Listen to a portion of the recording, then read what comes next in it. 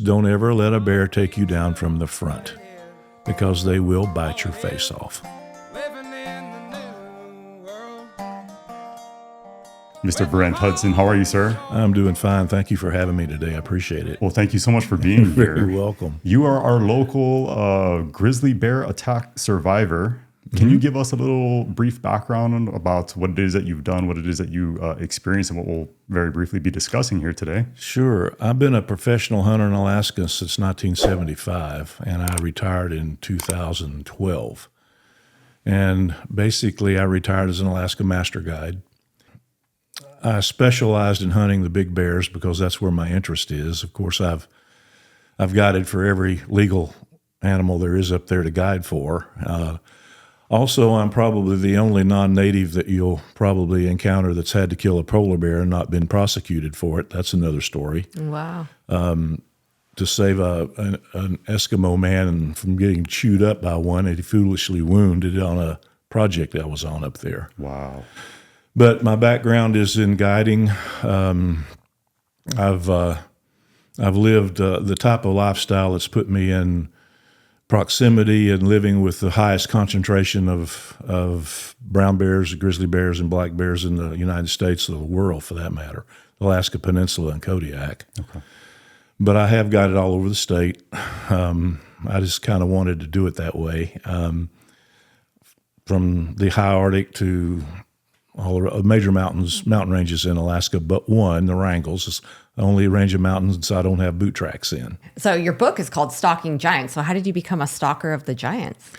Well, I basically hunted the big bears, the giants. Yeah. You know, the really huge Alaskan brown bear. And they're found coastal bears. Mm-hmm. The interior grizzlies are basically biologically the same bear, but they're in a different location. They have a longer growing period. They have a better diet. They don't hibernate as long, so they get bigger than the interior bears do. They have to work a little harder to make a living up in the interior of the state. So I specialized in hunting the big ones, and I've been very successful at it, and have enjoyed it, and that's where the title came from, basically. Yeah. What was it specifically, sorry to cut you off, that drew you to the bears? I've been a bear nut all my life. When I was a young kid growing up in Tennessee, I read every bear story I could get my hands on, and Outdoor Life, Sports Afield, Argosy magazine, anything had a good bear story in it, I collected them and read them, and I longed for the day when I could go to where they were and hunt the big bears. And I wound up in Montana. After I got out of the Marine Corps, I got work in Montana with the Forest Service in Thompson Falls, not too far from here. And I saw my first grizzly bear in Glacier National Park. If you're familiar with the Night of the Grizzlies, the story of the two women that were killed in the park in 1967, I was stationed in San Diego before I went to Vietnam when I heard that account on the radio. Super piqued my interest. And then when I got out of the Corps and was working in western Montana, I went to Glacier, and I actually went to both places where those two attacks occurred. And at Trout Lake, I saw my first grizzly bear there. So I was hooked at that point. But there weren't enough grizzly bears in Montana, so as soon as I could get to Alaska, I did. Yeah. That was in 1975. Wow. So what led up to you actually being attacked by a grizzly bear? Is this something that you ever even fathomed in your mind as a possibility? Or if you could figure the odds of me being attacked or being unarmed, I would like to know what they are. I'm not a mathematician. I can't do that. But I have never gone anywhere in the state without a firearm, an adequate firearm. When I'm out guiding, I have either a big bore rifle in my hand if I'm packing groceries from the beach to the campsite or wherever I am, even to the outhouse, I've got a handgun or something with me. Mm-hmm. But I was working for Jacobs Engineering Company. It's a large international engineering company. I started working there in 92. Of course, I guided during the hunting seasons and worked for them during the summer and partially in the winter. And the job took me to Kodiak. And this is kind of a two-part story. In 1997, I was working as a bear guard for the company on the job down there in this very same vicinity. And we had 3 crews to watch out for, and Buskin Lake is a lake and river that feeds Kodiak. It's actually Kodiak's water source. So I had a crew there. It's a salmon spawning area, so I was watching them closely. I had a couple of water sampling crews, soil sampling crews out as well. But I kept in contact via radio with them, and this was in October. It was snow on the ground, fresh snow. And I got a radio call from one of the crew members saying that some hikers had seen some fresh bear tracks close to where they were working. So I hopped in my truck and went over there and tracked the bear via the truck down this road to a lake it was Lake Catherine's the name of the lake. And these are huge tracks. And I couldn't get over how big the tracks were and the fact that they'd already taken 2 record book brown bears that fall in that same watershed. 2 Coast Guard guys had killed 2 big monster bears. And here was another one. And this is close proximity to the highway, close proximity to the airport. It's not way out in the middle of nowhere. This is fairly close to human habitation. So I followed the tracks down to the lake, and the tracks peeled off the lake and went into the high end of the lake in the heavy timber. And of course, that's as far as I went with it. Drove around the backside of the lake. I kind of looked at it through my binoculars to see if I could see if there was a bear out and about. But I certainly wasn't going beyond that. So that takes us to the year 2000, and I'm back in Kodiak with the same company. At this point, I'm working as a safety officer for the company, and part of my job description was to, of course, make sure that all these crews that we had out were following OSHA regulations, as well as Corps of Engineers have their own regulations. It's called the Red Book, and so I travel back and forth from one job site to the other, and I'm on and off base, and our office that summer was on the Coast Guard base. This was to play a huge role in what was to happen to me later, because they would not allow me to carry my firearm in my truck on and off base. Okay. Everywhere else I could if I were in town. Mm-hmm. So my firearm is in my hotel room in Kodiak, which is roughly 15 miles roughly from where I'm having to work. So I'm not having it with me. And the job that I was checking that day was a contaminated soil stockpile. And I probably had 5 different jobs going on that summer. And now I'm into October, and I hadn't seen any fresh bear sign around any of these job sites. First thing I would do when I would get there in the morning is I'd walk the perimeters and make sure there was no bear activity there. And I hadn't seen any all summer long. And I was watching these sawyers cut out some timber and brush to put a new cell down for another stockpile. And I happened to notice over in the timber was a pond, and I walked over and looked at the pond, and the pond was silt, mud. It was coming from our haul roads. The dump trucks bringing the materials in to be stockpiled were creating this. So I called the site supervisor on the radio, and I said, "You need to get over here and take a look at this. We got a problem." So he came over, we looked at it, and there was an inlet and an outlet to this pond, and this outlet I just had a feeling was going into this Lake Catherine.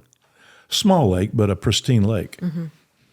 So it was a Sunday afternoon, October the 8th, 2000. Won't ever forget that date.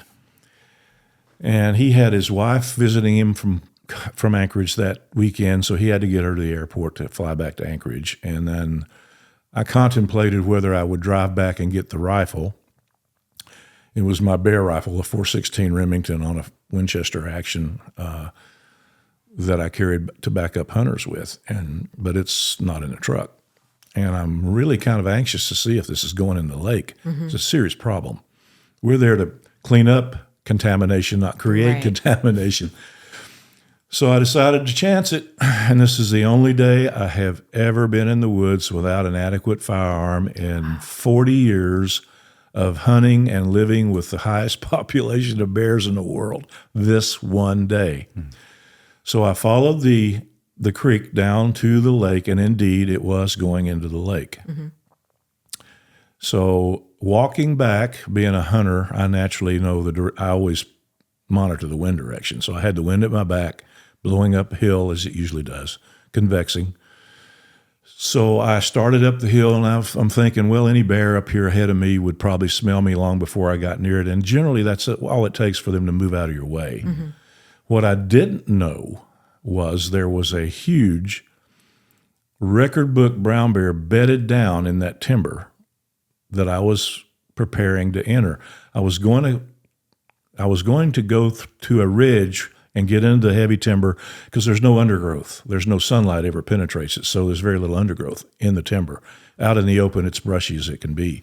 And that's how I had to come down to follow the creek. So I didn't want to fight the brush all the way back. So these Sitka spruce trees, the boughs grow right down to the ground, so it's actually kind of work to enter the timber from a clearing. And as I'm bending over, spreading these branches to enter the timber, I hear him. And it kind of sounds like this. And that's the bear is irritated. Mm-hmm. He's blowing through his mouth and his nose. When you sometimes read, they go woof, you hear woof, or they're written out woof. It's not woof like a dog will woof. Mm-hmm. It's this sound. Okay.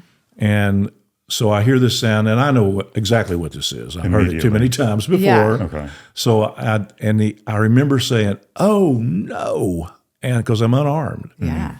So I had just given a safety orientation to a new hire that morning, and I write the biologic part of the safety plan. Whatever biologic animal we might encounter wherever we are. I generally write that up for the safety plan. I'd written that one, and I'd gone through not just site-specific safety topics that I have to cover, but also if you see a bear, what do you do? If a bear's approaching you, what do you do? If a bear makes contact with you, what do you do? Yeah. And now here I am in this situation. So you can't be running from a bear. I teach this. So I sidestepped 90 degrees, 3 big steps. And I stopped, and I've turned, and I faced where I'd been standing. By now, I can hear the branches breaking. He's charging through the timber. And I'm a big guy. I'm 6'5", 245. So I'm trying to look as small as I can. It's kind of hard to Really? do. I thought you were supposed to be the opposite. I'm hoping he'll blow by me. Oh. No, you do want to do that once they see you. Okay. But I'm hoping that he'll come out of there so quickly that he'll just blow by me and head down the hill and give me half a chance to get in the timber, maybe up a tree or something. Mm-hmm. But he had slowed down. He was looking for me. And as soon as his head and shoulder came out of the timber, 2 things went through my mind was, Lord, look how big this thing is. And there's my shot. Mm. I mean, I would have been locked and loaded to my shoulder, ready to pull the trigger. And he came out slowly. He was looking for me. And as soon as he made eye contact with me, he started his turn for me. And I teach this, don't ever let a bear take you down from the front because they will bite your face off. They will go for your head and face. Why they do that, it's only known to the bear, but they fight each other that way. Right. And for some unknown reason, the bears have a tendency to equate humans kind of like they do rival bears. So they go for the head and the face. Reason being is if they can knock out the biting mechanism of their opponent, they win. Mm-hmm. So I think that's kind of has something to do with it. So as soon as he started his turn for me, I had to turn my back to him. And at that point, I knew I was hosed. So I took like one step and he hit me in the back, probably with this big monster paw. Pile drive me into the ground. It was like being hit by a truck, honestly. Wow. And instantly I locked my hands behind my neck. I spread my legs. I keep my face in the dirt. This is what I teach. I don't teach curl up in a ball on your side because this leaves some vital area open. Lay flat on your face, spread your legs, and try to stay there. His first bite was right in the butt. I actually have a picture they took. They were kind enough to not show it too low, but just the top of the cheek. You got a picture of your butt? Top part, just the top part. That seems like that would hurt. It was the most pain I've ever felt in my life. That's a big His muscle. lower canines were down at the very bottom, and they caught the sciatic nerve. Mm. And his upper canines were at the top of the cheek and he bit flat. Now, I have no doubt that God directed these bites because this bear absolutely should have killed me. I've never been able to find any kind of a record of anyone surviving an attack by what I call a giant bear without help, without somebody shooting the bear off of them. Right. They kill you so quickly. They bite you in the head and you're dead. Smaller bears, smaller grizzlies, black bears and grizzlies as well, they'll go for the head. But the head is round, it's your skull is hard, and their bite is not deep enough, massive enough to crush like this bear could. And the bear that mauled me had a skull much bigger than this one. Wow. And he attempted, he didn't attempt to do that. He bit me in the butt, then he came up and tried to bite me in the center of the back and lift me. And I had on, it was cold, it was October, I had on a company shirt, a polar fleece hoodie, and then my heavy orange work vest that we always wore. It was a surveyor's vest, and I had my radio in my pocket and all the junk I carry around, every day. So that ripped loose, and I had my hands locked behind my neck. He came up and he grabbed me by the left shoulder, picked me up, carried me up by the edge of the timber, dropped me, and went for the kill bite to the neck and not the head. Had he gone for my head, I wouldn't be talking to you today. Yeah. I'd have just been instantly dead. He's just crushed. When he made the bite, my left hand, and it must have been this way because my left hand just flew off my neck. I kept this hand in place. When he made that bite, he crushed my left thumb, and it made a loud crack. Well, bears are very intelligent animals. Mm-hmm. He heard the crack, assumed my neck was broken. Mm-hmm. He didn't bite me again. He rolled me twice. He flipped me over. I also teach if a bear flips you over, use that momentum he gives you to go back all the way over on your face again. Never, never, ever stop on your back. So he flipped me a second time. I rolled over on my face a second time. The only mistake, now I hadn't made a sound. I knew if you're going to play dead, you got to play dead. The only mistake I made, and I talk about this when I teach it, is do not move. Make sure the bear has left the area before you move a muscle, because sometimes they'll sit and watch you. Sometimes they might stand there and look at you for a few seconds or a minute or longer. So you have to know to do that, because if you move, you're going to get more, and it's just going to be more damage to your body, and you may not survive the second attack. So I heard branches breaking, and I lift my head up, and I went, "Oh, don't move, don't move." I put my head back down. Don't move, don't move. And so much is going through your head, and I'm not hurting now too much. Really? I don't even feel a neck wound. Were you aware that it I had was bit not your even neck? aware of the neck wound. I couldn't see it, of course. But before I go there, so after I was sure he'd left, I stood up. And the only pain I was in at that point was I had two cracked ribs in my back where he hit me and pile drive me into the ground. But I was moving away from him, so it took a little off, a slight amount of it off perhaps. So I'm having a problem breathing, but my hand, I'm probably in shock, of course. That's why I'm not feeling all these rips and tears and bite marks. But this hand was ripped open completely, and I have pictures of that here. So I took what was left of my jacket, wrapped it around my hand. I didn't want to see it.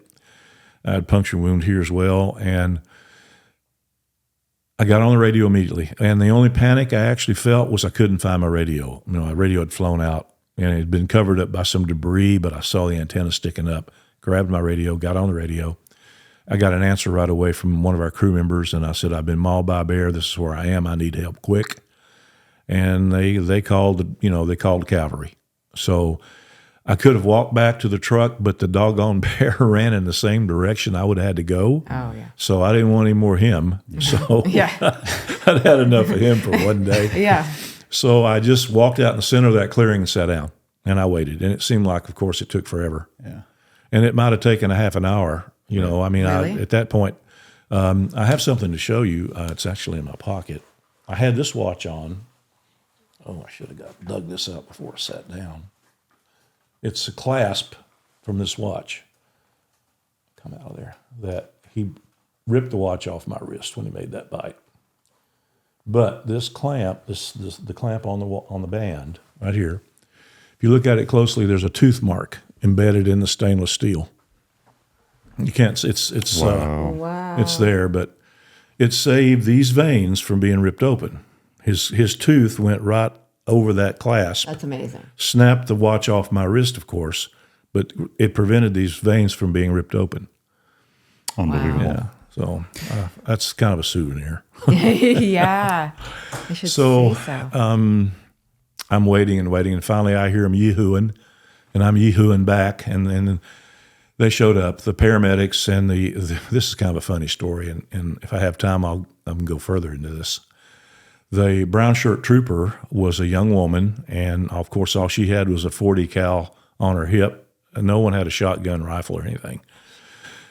I couldn't understand, responding to a bear mauling. You'd think you'd want something more than that, but she looked down at me and she said, "Sir, did you hurt the bear?"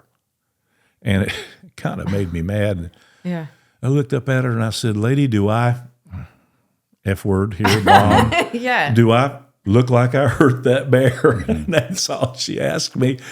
But 3 days later, when she visited me in the hospital, I apologized to her for using the F-bomb. I felt bad about that, But her concern was the bear? Well, she thought she might have a wounded bear close by. Oh, Of course, her Understood. concern was for Got that. it, got it. She was absolutely concerned that there could be a danger lurking by. Right. And had I had a weapon and wounded the animal, she would have needed to know that Serious as well. threat. Okay, Yeah. understood. So I understand the question, but if she would have said, "Sir, were you armed?" Yeah. then that could have been avoided, Yeah. I suppose. And I would say, "No, I'm not armed." So that question wouldn't have needed to be answered. But no, I don't think I damaged a single tooth in that bear's head. I don't think I already. You were not in the mood for accusations against Because the what bear. we're talking about here is a 1,500-pound bear. And I know this because this bear was killed 4 years later in the same watershed by one of the paramedics that was responded to my wreck that day. And what a coincidence. Yeah. I was able to locate him through the Boone and Crockett Club of Records. I heard about a big bear being killed. I was actually helping a guide book hunts in, I don't know whether we were in Las Vegas, I think, doing it, and also in Arizona, in Phoenix. But it was one of those two sports shows where I heard about this. So I contacted and got in touch with him and had him send me pictures of his bear because I knew I'd recognize the bear. Really? What was burnt in my brain, because I was so close to him, from you to me, he had a little curl of fur on his forehead, and most brown bears, grizzly bears, they don't. It's straight fur. But that stuck in my mind, and when I saw the picture of this monster that he killed in this same area, it's got that little swirl of curl. So I know it's the bear that Yeah. attacked me that day. Wow. I was And going to ask, how do you identify a bear? well, it's hard, but Yeah. I've been on the taking of probably 200 grizzlies and brown bears over the 37 years I guided hunters in Alaska. Yeah. That's a lot, and Yeah. I study bears. I am a student of the bear. I mean, I absolutely love to observe bears in the wild, and I've been fortunate enough through doing what I'm doing, my career, to have that opportunity to observe thousands of bears in the wild all over the state. And so they took one look at my neck and called a helicopter, and he hovered over and he dropped a basket. They strapped me down to a board, which was so painful. They ratcheted my forehead down into this board. So they can see my spinal column virtually, And so that hurt. And then they flew me a short distance. I mean, it's just a little hop down over to the Coast Guard base where they had an ambulance there, took me to the hospital in Kodiak. I spent 10 days in the hospital in Kodiak. I developed a staph infection while I was in Kodiak. That was as dangerous as anything of it was. And they contacted Providence Hospital in Anchorage to try to figure out what antibiotic to put me on, which they did. And then I had to wear a PICC line and a pump for several days after I got back to Anchorage with this constant dripping of antibiotic into the top of my heart. Is the infection caused by just the bear's dirty bite, or was it from the hospital? It could have been from the hospital, but what I think very likely came from was they were so concerned with these wounds that he had stepped on my leg with his hind foot and had broken open the skin in 3 places on my calf. I don't think they ever treated it. So it could have come because bears' claws are just absolutely nasty because they've been eating carrion. They've been, it collects in the claw itself, so they're absolutely nasty parts of the animal, more so than the teeth that would be. But so after that, I healed up pretty good. I was, I think, 53 at the time, and healed pretty fast. And I found myself back out guiding the next fall. I was rubbernecking the area off a lot. How was that first time going back out into the woods? Interesting you asked that question. We hunted moose, and this was 2001. I was sitting just a little left of nowhere when 9/11 happened. No one was flying. We didn't see an airplane for days. We had no idea what was going on. And by the time they were able to fly, came in and told us what was going on. Of course, we understood it then. But then we had a fall brown bear season, and in my brown bear camp, as I'm flying into the brown bear camp, the coastline, I'm always looking for salmon and bears. We're looking at the salmon streams, and gosh, from Wide Bay all the way down to my bay, no fish, no bears, no fish, no seagulls, nothing. And we come around the corner to the bay I hunt in, and every fish in the world was there. There were bears everywhere. We ran bears away. The bears went running out of the streams as we flew over. We ran 2 out of our campsite where our frame tent is in the alders. I mean, there were bears everywhere. So this was quite an acid test. Yeah. I had them all named before the hunt was over with. We ended up taking 4 bears out of my camp because there were so many there, 2 hunters each hunt. And every one of them were killed within, 2 were killed within probably 200 yards of the tent. And one other one was killed on a salmon stream not far from our campsite. So yeah, I had them named. I won't go into their names because bears only understand 4-letter words. I had to run a lot of bears out of my camp at night. Yeah. That are into whatever they shouldn't be into. But so it was quite an adventure. I didn't leave a pile of dead bears laying there. I was able to talk them out of hostilities, but we had some exciting times there with bears that we didn't shoot. Yeah. They were just there because the fish were there. So that's kind of the mauling story. And in this story, I made a promise. I'm a Christian. I'm a believer. This is not the only thing that I've survived that I shouldn't have survived. I don't have time to go through all of it. I mean, from Vietnam to commercial fishing. I was hospitalized in Kodiak. I was injured on a boat when a single block pulley broke under strain and hit me in the head, and right here, right above the temple. And if it had been an inch lower, it'd kill me. But that hospitalized me. Kodiak hasn't been too friendly to me. No. Only 2 times I've ever been hospitalized is in Idaho. Kodiak. Yeah. So actually, there's been many, many, many things that I've survived. And as I look back on it, I go, there's no way I could ever call it luck. No one's that lucky. No one could be that lucky. I mean, we don't have time to go through them all, but the bear attack is just kind of like the big exclamation mark or the point below the mark. That's how I view it.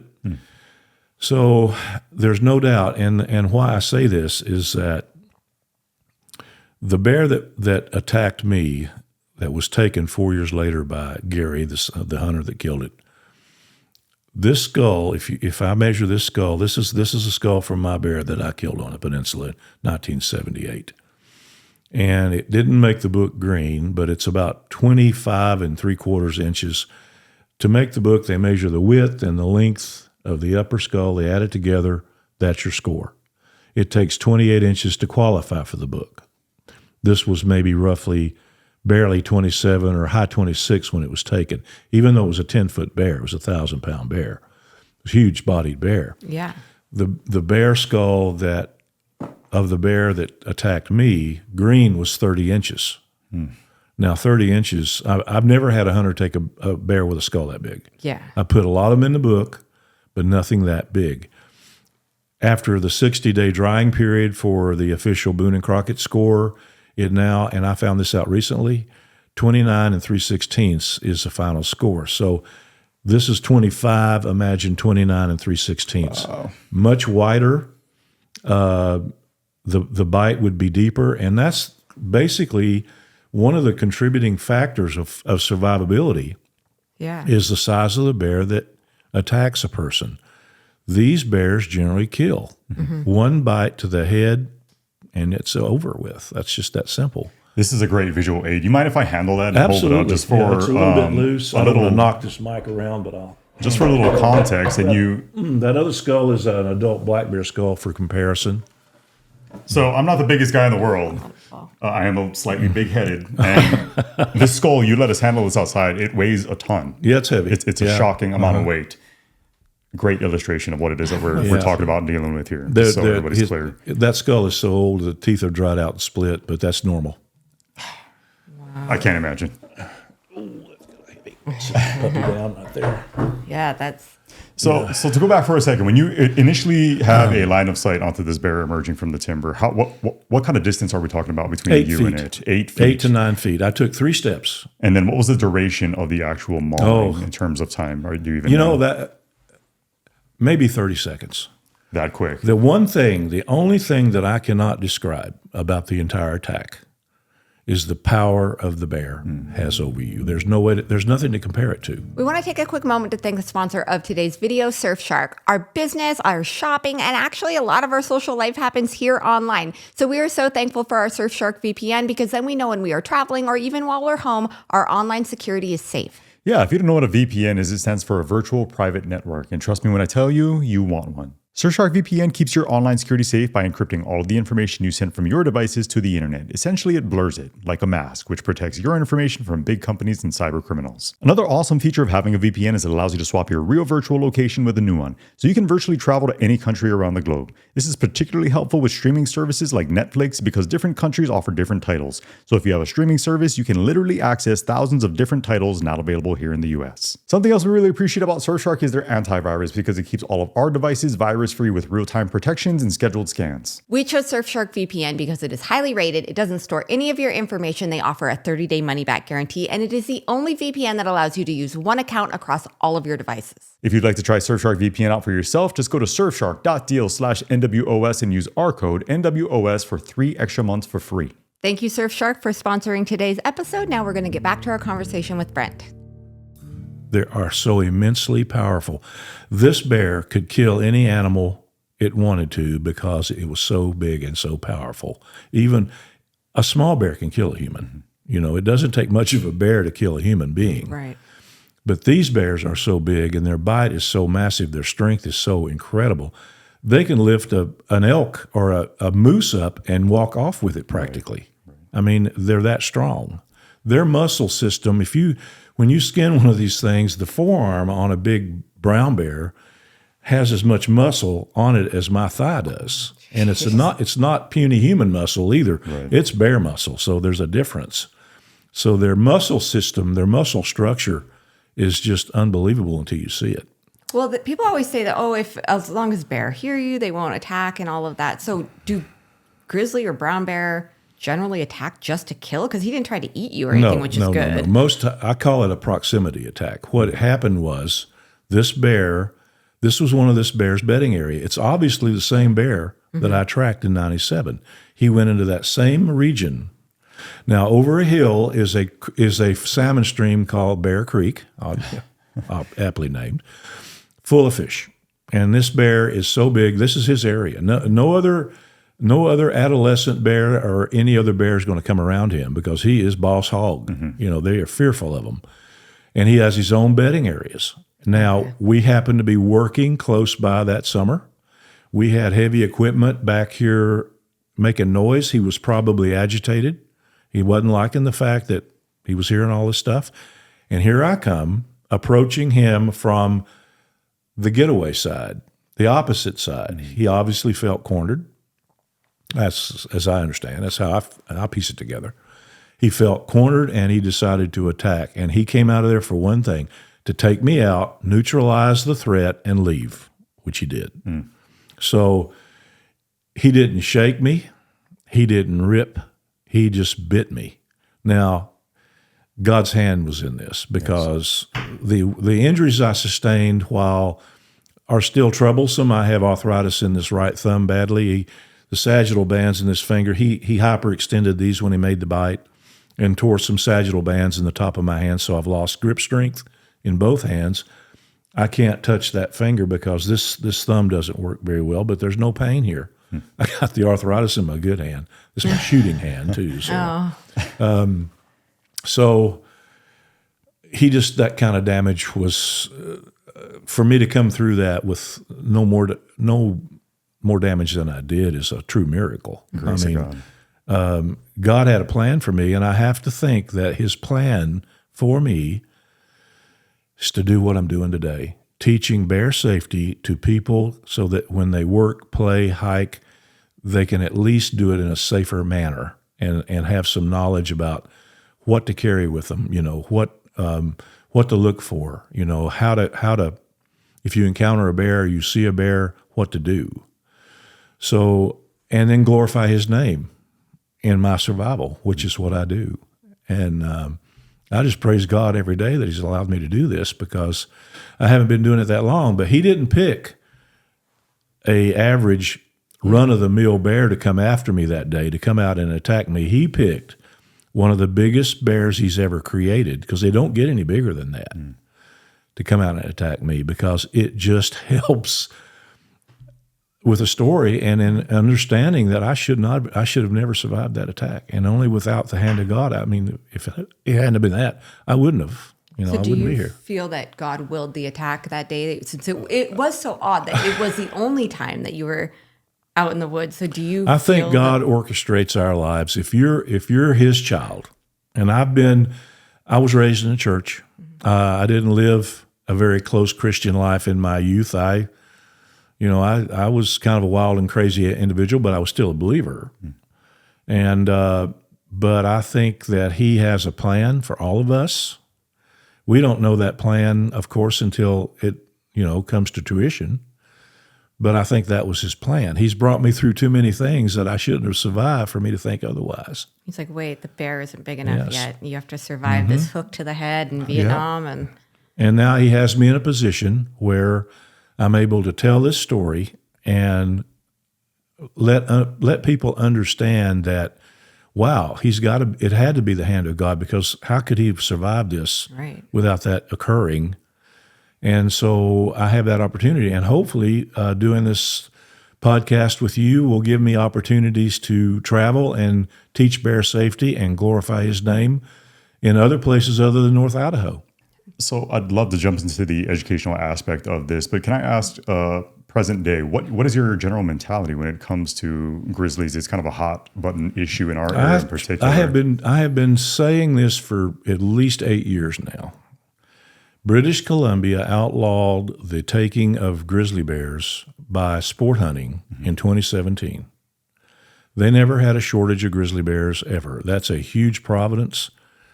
It's a coastal. I mean, I have a picture of a bear that was taken here recently that's huge. I mean, he looks like he belongs on Kodiak. I feel he came out of Canada and probably had to have eaten a lot of salmon to get that size, and he wound it up over here.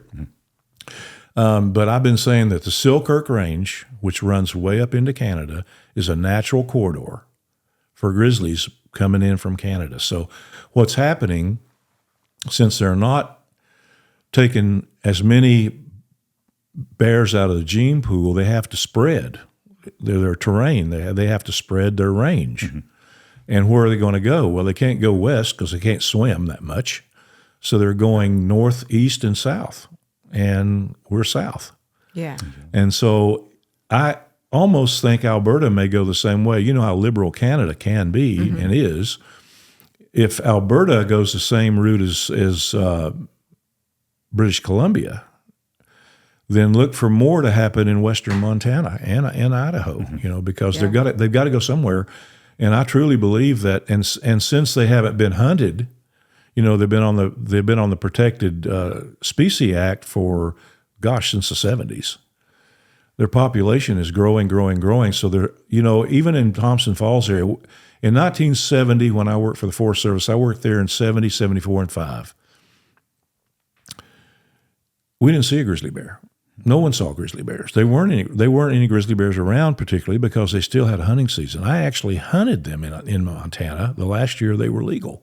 Didn't take one. I think I saw one from a distance, but today they're everywhere. Yes. I mean, they are thick. And you all, where you live, we've had a couple here on the property. They're here. Yeah. Oh, for sure. Yeah, that's the reason I'm asking. Yeah, we had a scary encounter where we set a game camera. We just wanted to see what was in the woods or whatever, and we set a game camera, and it wasn't hunting season. It was fall. I think it was October. It was just going into hunting season. So we just wanted to see what was out there, and we put a little sweet feed down, and we set a camera, and we walked away.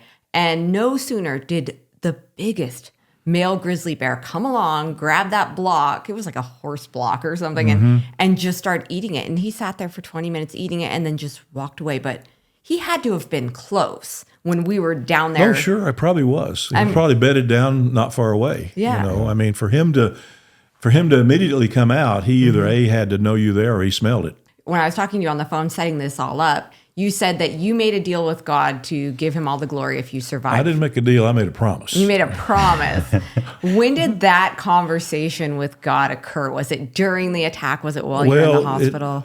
I got pretty close to God in Vietnam because the term "no atheists in foxholes" is true. There were many occasions there that I could have gone away. I mean, even though I was a communications, fortunately, God was watching out for me then. I mean, I wasn't a grunt. I wasn't out there, doing what those guys had to do. I was on a base north of Da Nang, and I was a comm center guy. But being an E3 at the time, our comm center was tasked with providing perimeter security for the base. So I found myself about half of my tour in a fighting hole or a command post at night, on perimeter guard, which I preferred over what I was doing in the comm center because that was so boring. But during the rocket attacks, I was in Vietnam at night from 67 through 68. I was there during the height of the war, the highest casualty years of the war.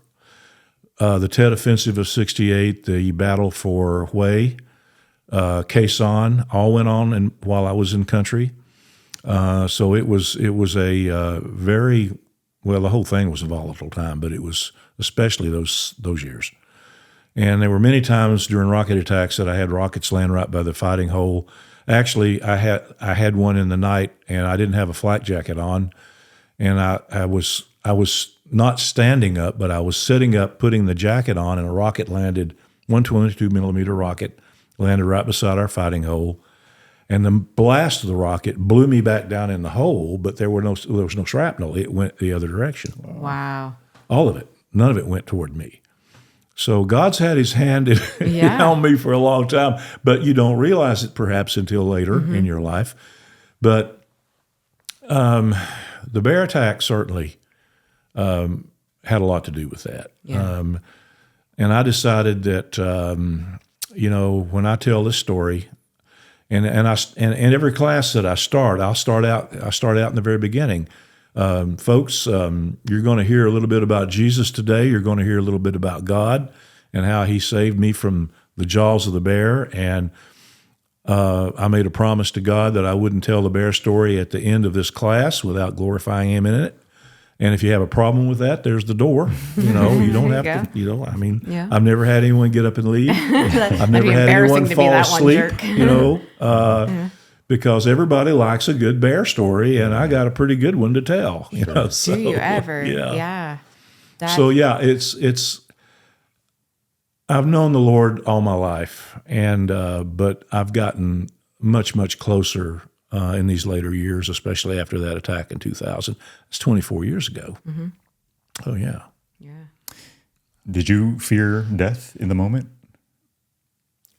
I'll tell you, when this is going on, what did go through my mind knowing so much about bears as I do, I mean, that was probably why I was able to do what I did.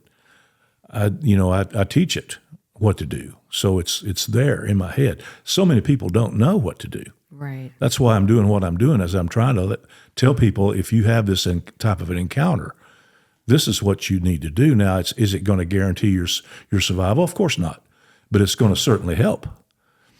But yes, I was thinking, if this bear starts licking the blood off of me, then he's trying to make up his mind whether he wants to eat me or not. Mm-hmm. But this, as I said, many attacks by females with cubs are more severe because they go into a rage. This bear was not in a rage. Right. He made no noise other than the first 3 blasts.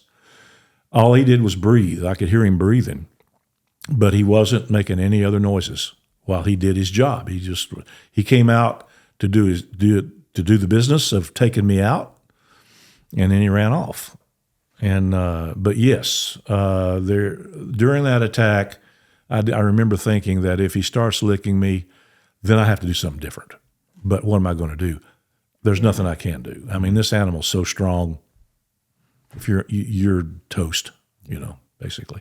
Yeah. Mm-hmm. So once he ran off, you knew you were out of it? Yeah, pretty much. Yeah. I knew the bear wouldn't come back to the attack site. Yeah. No, they don't do that, but I am not a big proponent of bear spray, but I do recommend people carry it, especially if they have a problem with firearms, mm-hmm. or even with firearms. That might give you an opportunity to deter an attack without having to kill the animal, if you've got the moxie to stand there while this slobbering, fire-breathing monster gets within 20 feet of you, mm-hmm. which is kind of awfully close. Yeah. I will never let one get that close to me again. I'm not going to ever get chewed up. Once is enough. Yeah. But bear spray has a place, of course. But the problem I've got are the national parks, where it is legal to carry a firearm in the parks today, in most of them. Mm-hmm. But they don't. They certainly don't advocate it because they don't want their precious bears shot. So all they do is preach bear spray. Mm-hmm.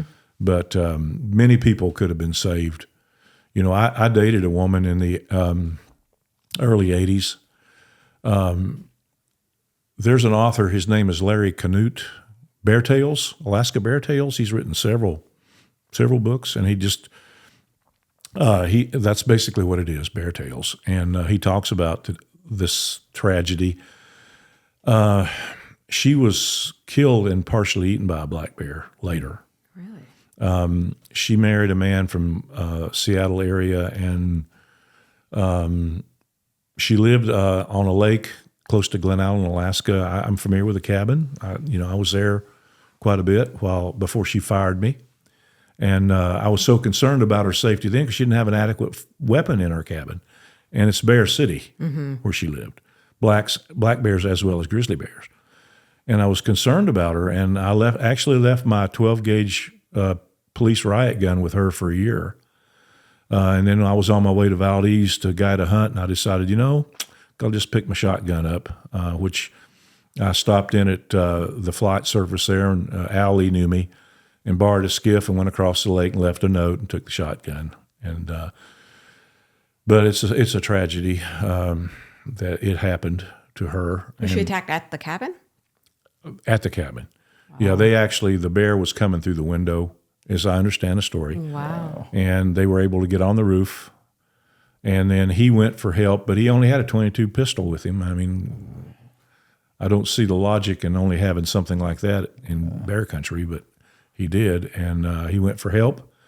And for whatever reason, I found out later that she had, since I had known her, she'd been kicked by a horse and had suffered from epileptic seizures occasionally. Stress sometimes brings these on.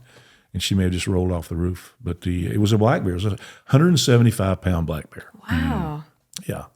And by the time he got back with one of Al's guides with a rifle, it was over.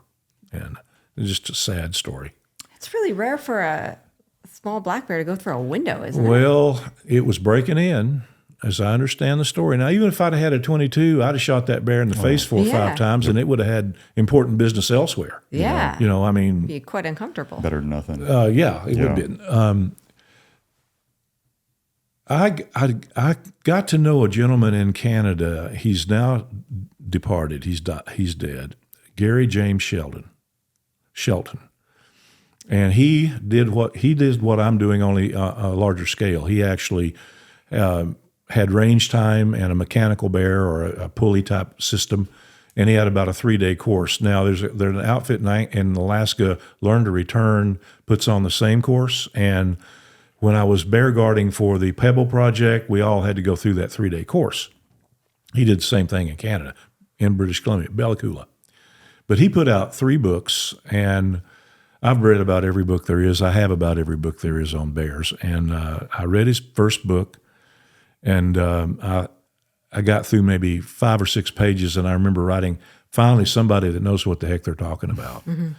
And I got in touch with him, and I had several conversations with him on the phone. And he really enlightened me. I was not aware of the predation from black bears that they have in Canada as opposed to us. Mm.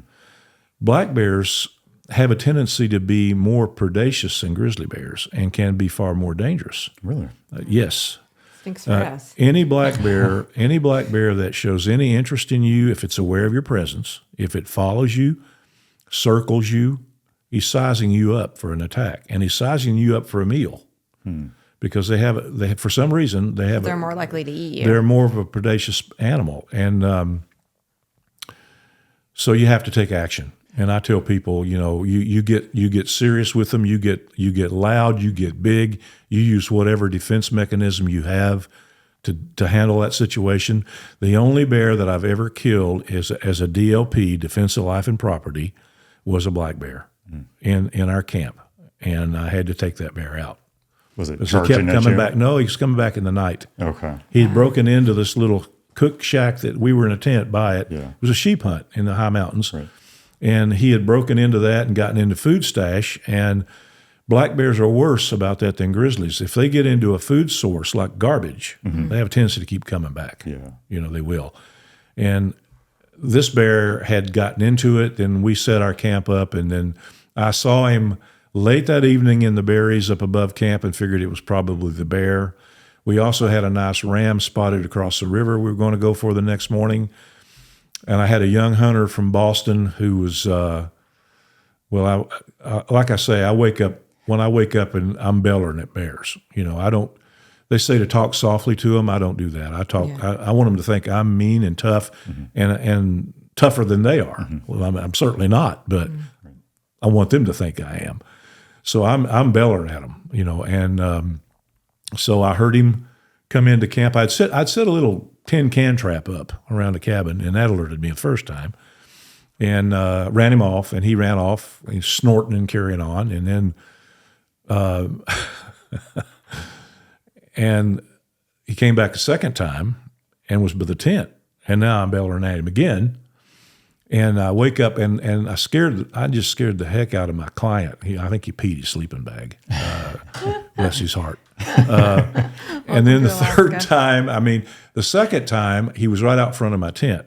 And I had my rifle, and I unzipped the tent, flashlight, and there was these green eyes. Now, they don't have red eyes, okay? When you see, like his eyes were blood red. Yeah. No, they actually look green in a flashlight beam. Wow. So, there was a little washout dip there, and I didn't think about that. And the bear took off as soon as I poked the rifle out, and I shot right over its back. It dropped down the dip, boom, and then on into the alders.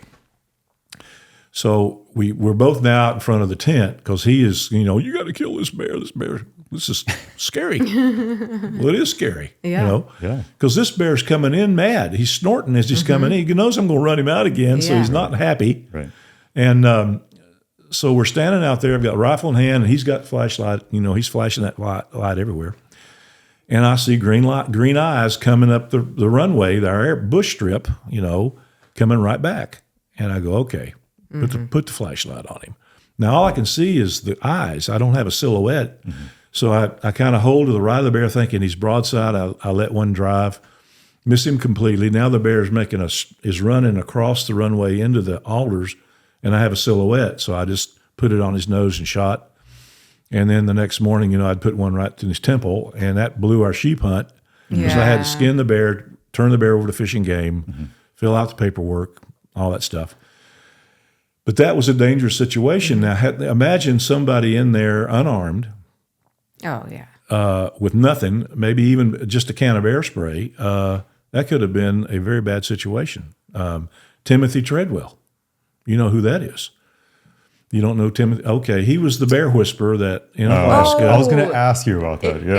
Wasn't it him and a girlfriend or something? Well, his Amy, and I think her name was Amy Hunengard.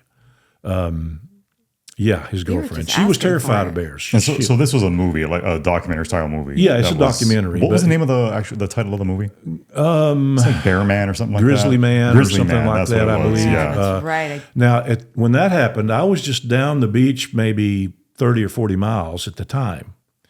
He was up in Katmai on the same side of the peninsula as I was hunting.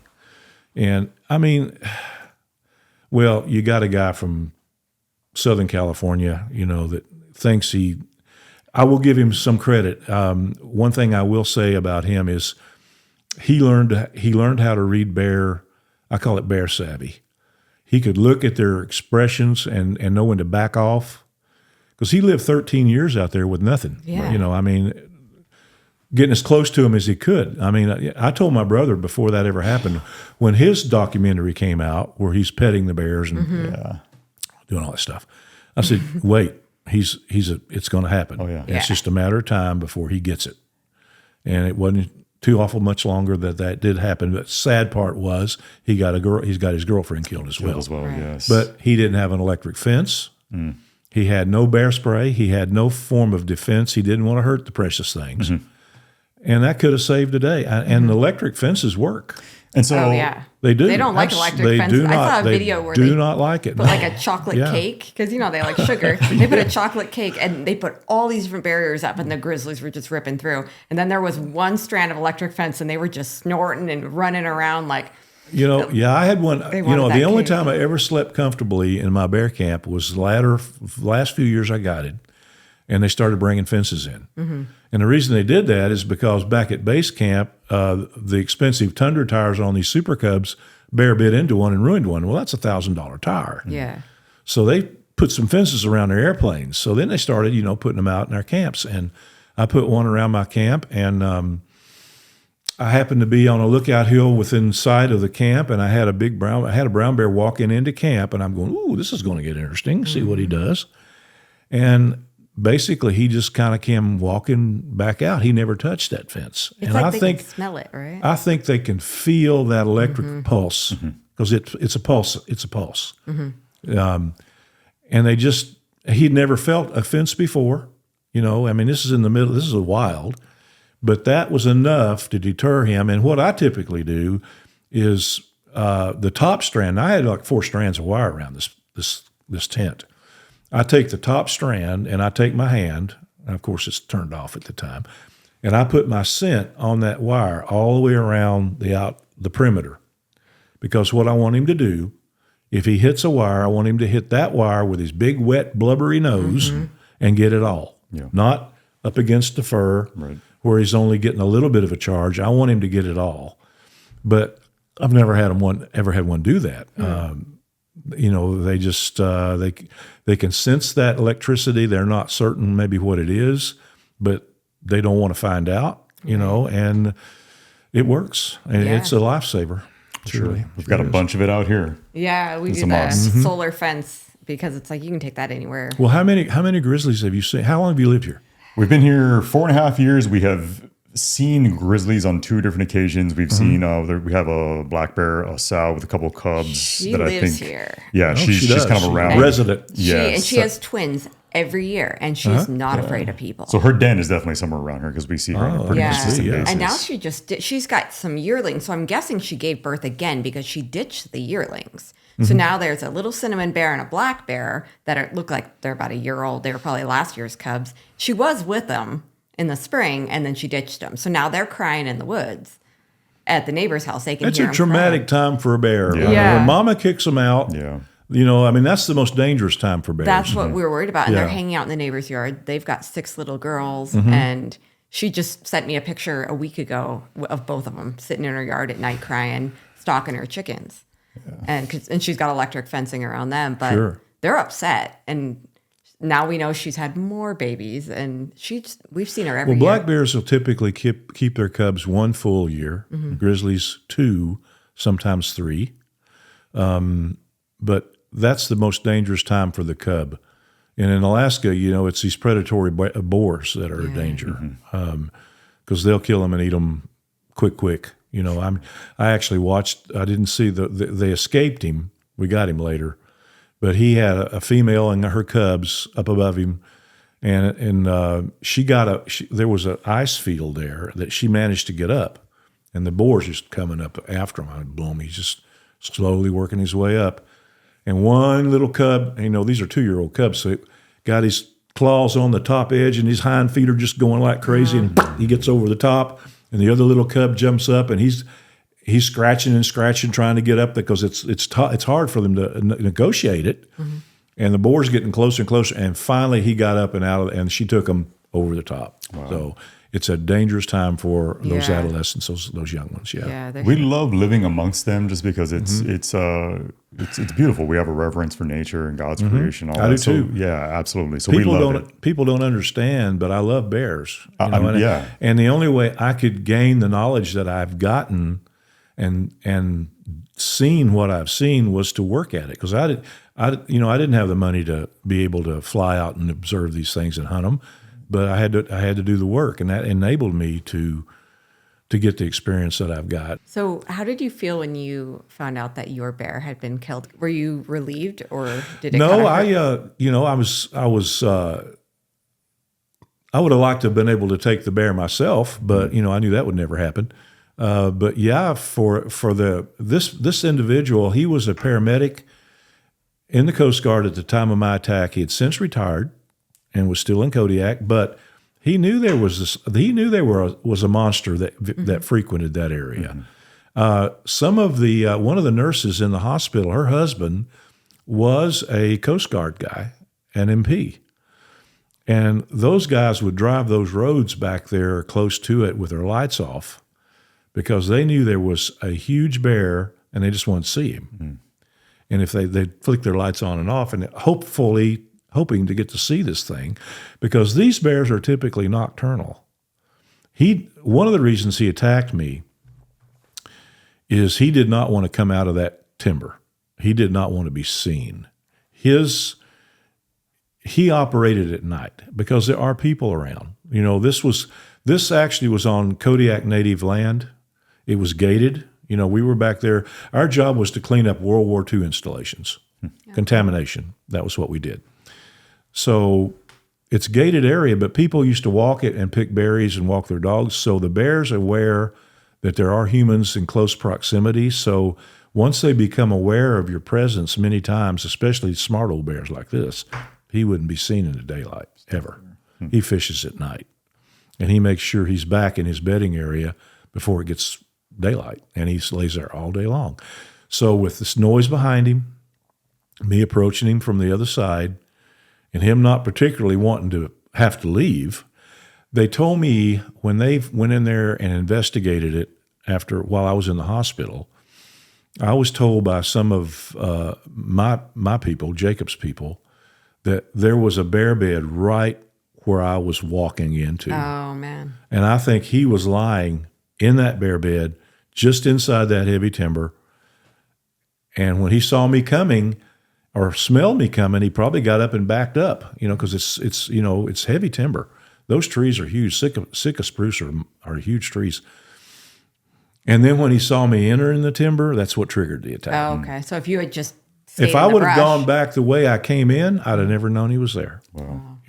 That's the scary thing is you don't know they're there. You can walk. You don't, no. But when I worked as a bear guard, basically any crew that I worked with, I had them making noise. Anytime we travel from one area to another, I would have them singing loudly. making all kinds of noise, because bears, if they given an opportunity, you don't surprise them. That's what triggers most attacks, especially females and cubs. Yeah. It's a defensive, aggressive attack. Okay, you've gotten too close to them, they react in that manner, and this is an adaptation. This is an adaptation thing that differentiates between grizzly attacks and black bear attacks. So the more noise you make, the less likely you're going to encounter one. And hunters are the most at risk because they're sneaking through the woods with the wind in their face if they're doing it right. And they can walk up on a bear, and then a bear has no clue they're that close, and it can trigger an attack. Right. So, yeah. So no ill will or animosity. No, I don't think so. Now, bears all have their own personalities. Now, if you've got a wounded bear in there that's harboring a grudge, that's been hurt by a human, right, that could be different, but that's rare. Yeah. But for the most part, no, they don't. What about you? Do you harbor any? Absolutely not. No, I love bears. I feel like that would be so hard.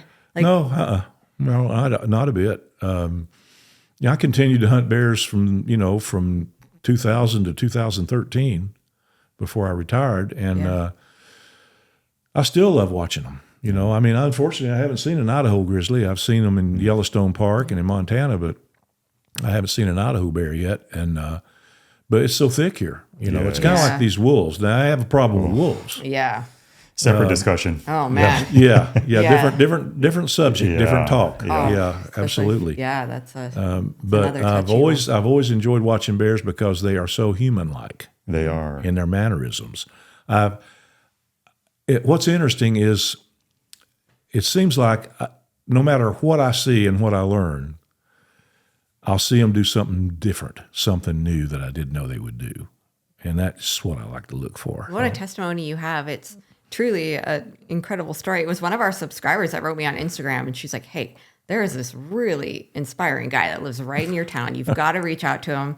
And so, that's how we ended up finding you. But hopefully people will hear about it, and this is the time of year, too. We can hope that I'll get an opportunity to do more of it. Yeah. Because I'm certainly willing and capable to do it, and happy to do it, excited about doing it. Beautiful. Yeah. Very generous of you to, put this service out and offer out to people. You do such a great job. Happy to do it. Well, it's a ministry.